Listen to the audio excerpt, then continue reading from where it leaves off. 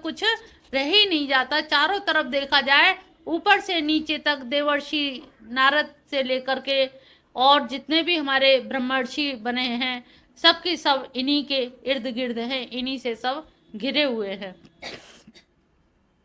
14वां श्लोक है, सर्वं एतद्रदं मन्ये यन्मां वदसि केशव, न हि ते भगवन् व्यक्तिं विदुर्देवा न दानवा। हे केशव, आप कुछ भी मुझसे कहते हैं उस सबको मैं सत्य मान रहा हूँ और माननी पड़ेगी, क्योंकि भगवान आपके प्रभाव को ना तो दानव जानते हैं और ना ही देवता जानते हैं।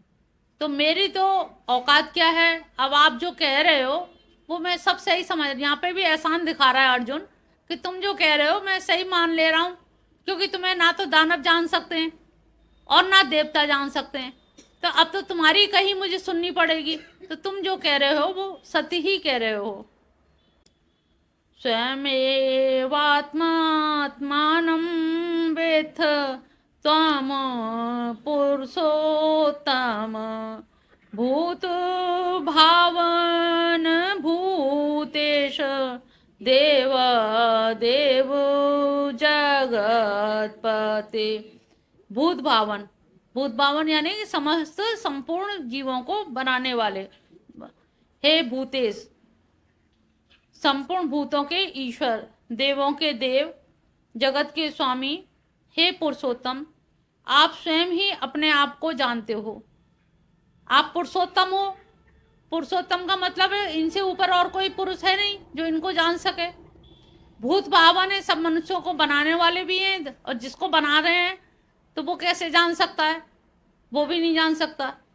कार्य को देख के कर्ता का अनुमान लगाया जा सकता है, लेकिन कर्ता का अनुमान कार्य के माध्यम से। तो भूतेश, आप ही सबको बनाने वाले, और सारे देवी देवता सबको बनाने वाले आप ही हैं। तो हे जगतपते, आपको कोई और नहीं जान सकता। आप जो कह रहे हैं वही वो सत्य है, मैं इसी को सत्य मानकर चल रहा हूं। 16वां है, वक्तुर्मशेषेण दिव्या आत्मविभूतय, याभिर्विभूतिभिर्लोकान् नियमसं व्याप्य तिष्ठसि। जिन विभूतियों में आप लोगों को व्याप्त करके स्थित हैं, उन समस्त अपनी दिव्य विभूतियों को संपूर्णतया कहने के योग्य हैं। वक्तुम अशेषेण, दरअसल आपने जो भी आपने कहा है और जो आप कह रहे हैं, अपनी विभूतियों के बारे में आप ही बता सकते हो। आपकी विभूति का कोई और वर्णन करे ये बड़ा मुश्किल है, कठिन है, क्योंकि तभी तो वही हुआ ना, एकम सद विप्रा बहुधा बदंती क्यों हुआ? वो इसीलिए विप्रा बहुधा बदंती हुआ क्योंकि एक भी व्यक्ति, कोई भी आपको उस रूप में नहीं जान पाया जिस रूप में आप हो। आप ही अपने बारे में कह सकते हो और आपके अलावा कोई भी आपके बारे में नहीं कह सकता। कथम विद्यामहं योगे त्वाम सदा परिचिन्तयन्, केषु केषु च भावेषु चिन्त्यतोऽसि भगवन् माया। हे योगेश्वर, अब मैं किस प्रकार, केसु केसु, किस प्रकार से, किस किस भाव से आपको जानूं? हे भगवान, आप किन किन भावों से मेरे द्वारा चिंतन करने योग्य हो, ये तो मैं अब ये समझ भी नहीं पा रहा कि मैं लग्गा कहाँ से लगाऊं। तुम्हें प्रेम भी करूं, जैसे होता है ना, बहुत बड़ा फल है तो लगता है लग्गा कहाँ से लगाएं, कहाँ से खाएं, इतना बड़ा लड्डू है तो कहाँ से खाएंगे। तो उन्होंने कहा केसु केसु, कहाँ कहाँ से, कैसे कैसे मैं जानूं आपको? आपको जानना ही इतना कठिन हो रहा है, और आप जो बता रहे हो वो वास्तव में सही बता रहे हो, क्योंकि अभी तक कोई बताने में सक्षम नहीं हुआ, इसीलिए द्वंद्व रहे इतने।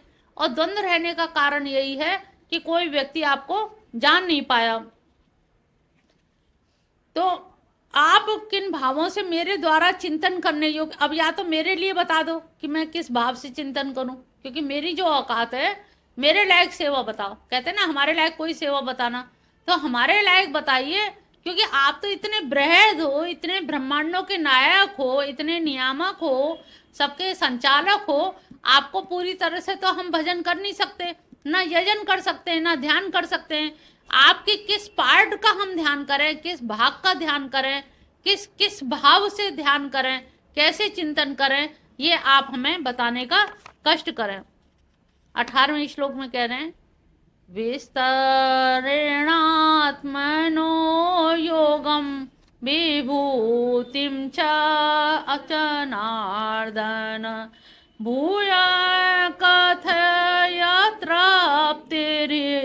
श्रणवतो नास्ति में अमृत। हे जनार्दन, आप अपनी योग माया विभूतिम चा जनार्दन, अपनी योग माया और परम ऐश्वर्य विभूति को पुनः विस्तार भूय, भूय ने पुनः कथा, पुनः विस्तार पूर्वक कहिए, क्योंकि तृप्तिर श्रणवतो नास्ति में अमृत। आपकी इतनी बड़ी प्रशंसा और उनको सुनकर के मेरा मन अभी तृप्त नहीं हुआ है कि आप अपनी प्रशंसा को, अपनी बातों को, प्रशंसा तो उसको कहें जो ना हो, अपनी जो आपने कथन किया है उस कथन को आप बार बार भूव भूव बार बार कहें तो शायद हमारी कुछ तृप्ति हो सके, अन्यथा हमारी तृप्ति नहीं हो रही है। आपने जो इतना बृहद रूप से बताया, आप असीम सत्ता है और हमारा मस्तिष्क कैसा है, ससीम सत्ता है। तो ससीम में असीम को रखने की, सागर में गागर में सागर को नहीं रखा जा सकता, तो हम अपनी छोटी सी बुद्धि में आपको कैसे रख सकते हैं। तो आप और बार बार जब आप अपनी बात कहेंगे तो परस्पर बोधयन, एक तो हमारे रुचि प्रेम भी पनपेगा, रुचि भी पनपेगी, और आपके बारे में सुन सुन के हमें आनंद भी आएगा।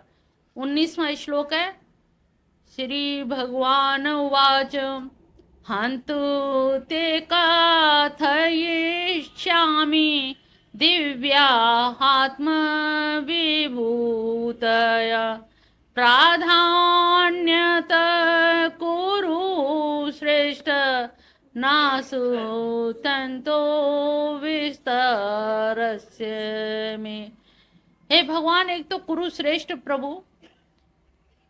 अच्छा, अब यहाँ पर भगवान कह रहे हैं कि सही समझ रहे हैं, मैं तेरी जो औकात है, तेरा जो स्तर है कुरुश्रेष्ठ, मैं तुमसे अपनी दिव्य विभूतियों की प्रधानता से, अब आगे जो श्लोक आगे अध्याय आएगा, अब ये प्रधानता बताएंगे अपनी, क्योंकि अब सबके बारे में, सब में यहाँ पे भी है, यहाँ पे भी कह रहे मेरी बुद्धि काम नहीं कर पा रही, तो यहाँ भगवान कह रहे हैं हे कुरुश्रेष्ठ, मैं तुमको अपनी विभूतियों में प्रधानता से कहूँगा, क्योंकि मेरी विभूतियों के विस्तार का कोई अंत नहीं है।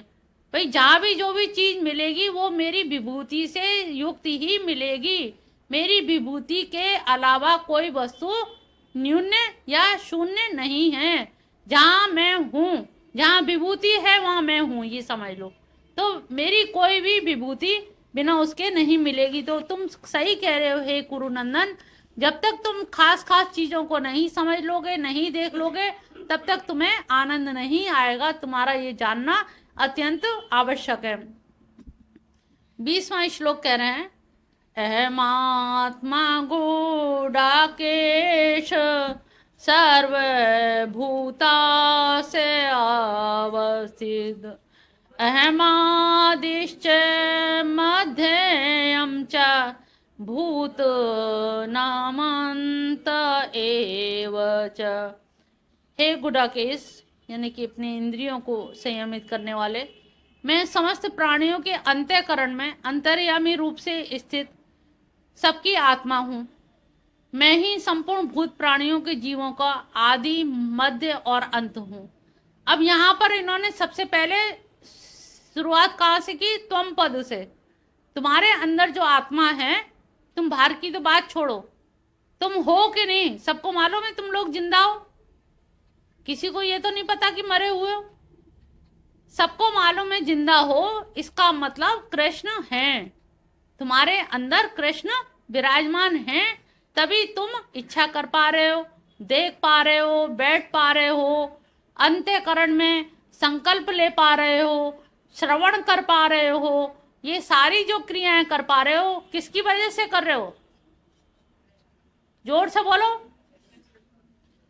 कृष्ण ही एकमात्र ऐसी सत्ता है जिसकी वजह से तुम ये सब कुछ दर्शनेन्द्रिय, श्रवणेन्द्रिय, घ्राणेन्द्रिय, रसेंद्रिय, ये सारी इंद्रियां जो काम कर रही हैं वो केवल कृष्ण के कारण ही काम करने में सक्षम हैं। 21वां श्लोक। आदित्यानामहं विष्णु ज्योतिषां रविरंशुमान् मरीचिर्तास्मि नक्षत्राणामहं शशि। आगे बताते हैं, हे अर्जुन, मैं आदित्यों में अदिति के 12 पुत्रों में विष्णु नामक आदित्य हूँ, ज्योतिषों में प्रकाशकों में अंशुमान विश्वव्यापी प्रकाशक सूर्य में हूँ। अब सूर्य कोई सोच सकता है भगवान की तरफ कि ये सूर्य है? हम लोग यही सोचते हैं सूर्य देवता हैं और भगवान अलग है। यहाँ पर उन्होंने कह दिया कि यहाँ पर जो 12 आदित्य हैं, उन 12 आदित्यों में जो विष्णु नाम का जो आदित्य है वो मैं हूँ। जो सूर्य है, सूर्य का जो प्रकाश है वो सूर्य मैं ही हूँ। मरुतों में मरीचि नामक मरुत मैं ही हूँ। और नक्षत्रों में अधिपति शशि यानी चंद्रमा, नक्षत्रों में चंद्रमा मैं ही हूँ। अब यहाँ पर वो अपने खास खास जगह को, स्थानों को गिनवा रहे हैं। वेदानाम सामवेदोऽस्मि, देवानामस्मि वासव, इंद्रियाणां मनश्चास्मि, भूतानामस्मि चेतना। यहाँ पर 4 वेद कहे गए हैं, सभी को मालूम होगी 4 वेद तो, लेकिन 4 वेदों में जो सामवेद है, सामवेद को इन्होंने खुद को माना है। यजुर्वेद, ऋग्वेद, पहला होता है ऋग्वेद, दूसरा यजुर्वेद, तीसरा और चौथा, इन चारों में से उन्होंने सामवेद कहा है। सामवेद क्यों कहा है? क्योंकि सामवेद गायन कला से युक्त है, सामवेद गाया गया है और भगवान बांसुरी में नाद फूका है, गाया है, और इसीलिए भक्तों के गाने से भगवान जल्दी प्रसन्न होते हैं। उन्होंने कहा मैं खुद सामवेद हूँ, मुझे खुद गाना पसंद है, मुझे खुद गायकी पसंद है। तो यहाँ पर उन्होंने जो जो कारण दिए हैं, उन कारणों में अपनी जो विशेषता बताई हैं, उन विशेषताओं को भी उन्होंने कारण बताया है।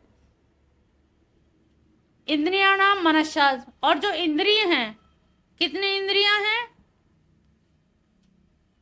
कितनी इंद्रियां हैं? और 10 इंद्रियों के अधिष्ठाता कौन है? मन। तो फिर सीधे सीधे बोला करो, इंद्रियाणाम मनश्चास्मि। समझ रहे हो?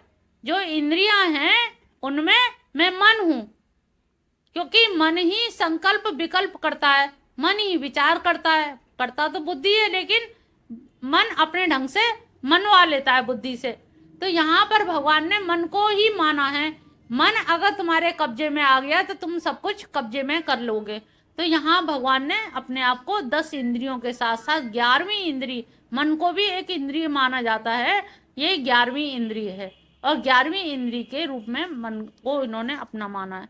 भूतास्मि चेतना, और जो मनुष्य है उनमें चेतना जो है, जो चेतना है वो चेतना हम सबकी अगर ना रहे तो हम कोई भी कार्य नहीं कर सकते। चेतना ही है जिसे हम अंतःकरण भी कहते हैं, बहिकरण भी कहते हैं, मन भी कहते हैं, बुद्धि भी, जीवात्मा भी कहते हैं, आत्म तत्व भी कहते हैं। तो यहाँ पर चेतना, अब तुम मनुष्य में से भगवान निकाल दिए जाए तो क्या रह जाएगा? मृत घोषित कर दिए जाओगे। तो अब सब कुछ तुम्हारा क्या है? तुम उधार लेके घूम रहे हो उनका, और ऋण चुका रहे हो, चुकाने के नाम पे क्या दे रहे हो? महीने के महीने कोई दर ब्याज कुछ दे रहे हो? तो ऐसे व्यक्ति को क्या सजा देनी चाहिए जो कुछ नहीं दे रहा?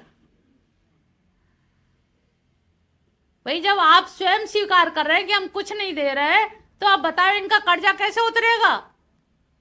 तुम कर्जदार हो, कब कर्जा उतरेगा? और कितनी उम्र हो गई है? 60 के तो हो गए कम से कम। तो 60 के बाद भी कर्जा उतारने का मन नहीं कर रहा। भैया उतारो, यहीं उतार चलो, नहीं पछताओगे बाद में। फिर ऐसे ऐसे रौरम नरक और ऐसे ऐसे नरक मिलेंगे, फिर पछतावा होगा कि माधव मिशन में अगर भजन कर लिया होता कुछ बैठ के घंटों। अरे एक एक घंटा यहीं बैठ के आके भजन कर लो, यहीं पर बैठ के कर लो। ये भी एक अच्छा है कि भाई हम यहाँ जा रहे हैं और 1 घंटा पहले से बैठ के हम भजन कर लें। तो ये इस तरह से करना सीखो, करो, तभी तुम्हारा ऋण उतरेगा। नहीं तो ऐसे तो सुन के चले जाओगे और ऐसे ही एक दिन राम नाम सत्य हो जाएगी। तो कोशिश करो कि हम कुछ भजन भगवान का कर लें। 23वें श्लोक से 24-25 में तो इन्होंने सब कुछ समझा दिया है।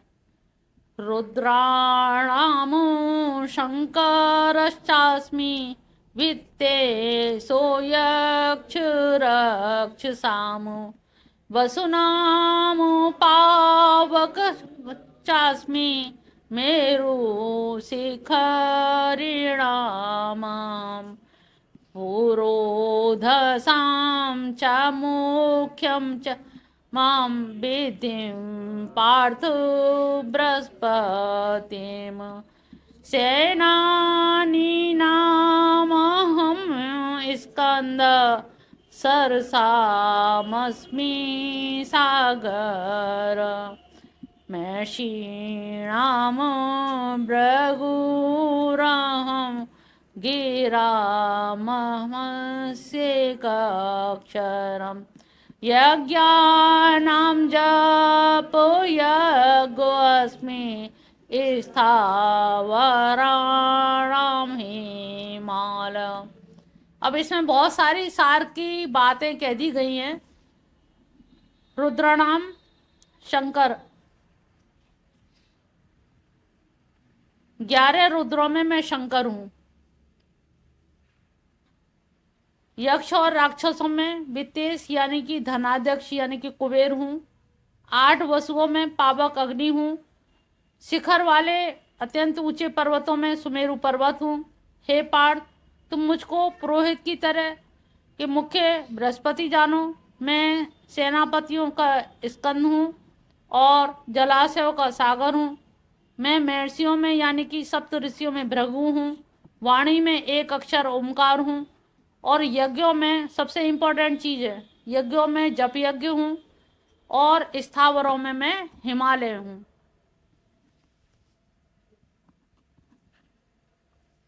ओमकार शब्द जो हम लोग प्रणव का उच्चारण करते हैं, जो लोग श्लोक नहीं बोल सकते, मंत्र नहीं ले सकते, वो केवल प्रणव का उच्चारण करें। 108 माला ऐसे हथेली सामने रख के भोर में उठ करके 3-4 बजे उठ करके खुले आसमान के नीचे बैठ के ओम, केवल ओम का उच्चारण करें। 108 बार ओम का उच्चारण करें। अगर वो ये भी नहीं कर सकते, सुबह 4 बजे नहीं उठ सकते हैं, 6-7 बज जाते हैं, देर हो जाती है, तो जल्दी से जल्दी स्नान करके वो कम से कम एक जो मंत्र जिन लोगों को दे रखा है, सबको शायद सबके पास मंत्र नहीं है, जिनके पास मंत्र है वो लोग मंत्रों का उच्चारण करें। और यहाँ पर सबसे बड़ी चीज जो दी गई है, यज्ञानाम जप यज्ञोऽस्मि। जितने भी यज्ञ हैं, वेद यजुर्वेद यज्ञों से भरा पड़ा है। और यज्ञों में सबसे बड़ा यज्ञ क्या है? कौन सा यज्ञ है? और वो तुम पूरी तरह से करते नहीं हो, कंजूसी करते हो। 64 माला कम से कम करो जप यज्ञ। और किसी को बड़ा मंत्र लग रहा है तो वो छोटा मंत्र भी ले सकता है। प्रीति से भी कहा एक दिन एकादशी को आकर के मंत्र ले लो। जिसको भी मंत्र लेना हो एकादशी को आकर के मंत्र ले सकते हैं। और वो तुम और छोटा कर देंगे। स्वास्थ्य सही रहेगा, और स्वास्थ्य सही रहेगा तो जप ज्यादा करोगे। कुछ लोगों से हमें उम्मीद है कि ज्यादा ज्यादा जप करें। ममता, तुम भी आ सकती हो समय निकाल के। देखो, नकली तो माला है और मन कितना असली है ये तुम देख लो। तो अब इसका उल्टा कर लो, माला नकली कर लो, मन असली कर लो, काम तुम्हारा हो जाएगा। काम में दिक्कत नहीं है, काम पक्का होगा। नकली और असली के चक्कर में मत पड़ो, केवल ये देखो, अंतःकरण देखो। किसी पे भी करो, तुम उंगलियों पे गिन के करो, 15 हैं, 15 कर के आराम से कर लो, 64 हो जाते। तो इसलिए बिल्कुल इस चक्कर में दुविधा में मत पड़ो कि तुलसी की है कि चंदन की है कि लाल चंदन की है। बस मन शुद्ध रखो, भगवान हम तेरे हैं, तेरी शरण में हैं, गंवार हैं, मूर्ख है, अल्पज्ञ है, सब तेरे हैं। नाम केवल एक जोड़ना, तेरे हैं, जैसे भी हैं, बुरे हैं भले हैं, तेरे हैं। इतना कह सवेरे उठते ही पहला शब्द बोलो इनसे, सवेरे उठते ही आँख खोलो तो यही शब्द बोलो, हम तेरे हैं प्रभु। हम मूर्ख हैं, अज्ञानी हैं, जड़ीले हैं, कुटीले हैं, हमें सारे ऐब हैं, अंतःकरण ऐबों से भरा है, लेकिन ये ऐब भरा अंतःकरण तुमको समर्पित है। जब चढ़ा उनको दिया तो अब तुम्हारा क्या रह गया? तो इनके चक्कर में मत पड़ो, टाइम निकल जाएगा तुम्हारा। उतार के फेंक दो सब माला आला, खाली मंत्र जपो। तो अब ये समझ लो सार की चीज, कितनी बड़ी चीज मिल रही है। तुम सोचते होगे हम कहते हैं गुरु मंत्र देते हैं इसलिए हम कहते होंगे जप करो जप करो। अब ये तो गीता कह रही है यज्ञा नाम जप यज्ञोस्मि। इससे ज्यादा प्रमाण और क्या चाहिए कि इतने सारे बड़े बड़े अश्वमेघ यज्ञ हैं, कौन वाजपेयी यज्ञ हैं, कौन कौन से यज्ञ होते हैं, लेकिन सारे यज्ञों में मैं जप यज्ञ हूं। इससे ज्यादा भला करने वाला और सरल सहज मार्ग तुम्हारा कोई नहीं हो सकता। मंत्र देने वाला भी बैठा है, लेकिन लेने, भाई जाग जाओ, समझ जाओ, उठ जाओ, कब तक सोते रहोगे? धिक्कारोगे लास्ट समय में, तब बोलती बंद हो जाएगी, धिक्कार के भी शब्द नहीं मिलेंगे। समझ नहीं पा रहे हो जीवन कितना कीमती है, कितना कीमती है, आगे मिलेगा नहीं। अगर नहीं समझे तो नहीं समझे, समझ लो गया जीवन। अभी भी जाग जाओ तो हो सकता है प्रारब्ध जग जाए तुम्हारा। 36वां, अश्वत्थ सर्व वृक्षाणाम देवर्षीणाम च नारद गंधर्वाणाम चित्तरथ सिद्धानाम कपिलो मुनि। वृक्षों में अश्वत्थ वृक्ष को देखा है कभी? पीपल वृक्ष को कोई काटता है? कोई मूत्र विसर्जन करता है? हमेशा पूजा की जाती है क्योंकि उसमें कृष्ण भगवान का वास माना जाता है और वो कभी भी नष्ट नहीं होता जड़ से। वो हमेशा काट दो फिर भी वो उग आएगा। उसका अभी भी आज कलयुग में भी प्रभाव है। ये बात द्वापर में कही होगी, लेकिन आज कलयुग में साक्षात प्रमाण तुम्हें देखने को मिलेगा। ऋषिणाम, नारद, क्योंकि वो गायन करते हैं, भजन कीर्तन करते हैं, जगह जगह भक्ति फैलाते हैं, इसलिए नारद नाम लिया। गंधर्व, चित्ररथ को गंधर्व में जितनी श्रेणी में चित्ररथ को रखा। सिद्धा नाम कपिलो मुनि, और सिद्ध में कपिल मुनि। कपिल मुनि ने ये सांख्य दर्शन की शुरुआत करी थी, तो कपिल मुनि उनको माना जाता है। शुक्ला जी तब भी चलो कुछ बातें समझते तो अच्छा लगता है, समझदार श्रोता होते हैं तो खुशी होती है बोलने की।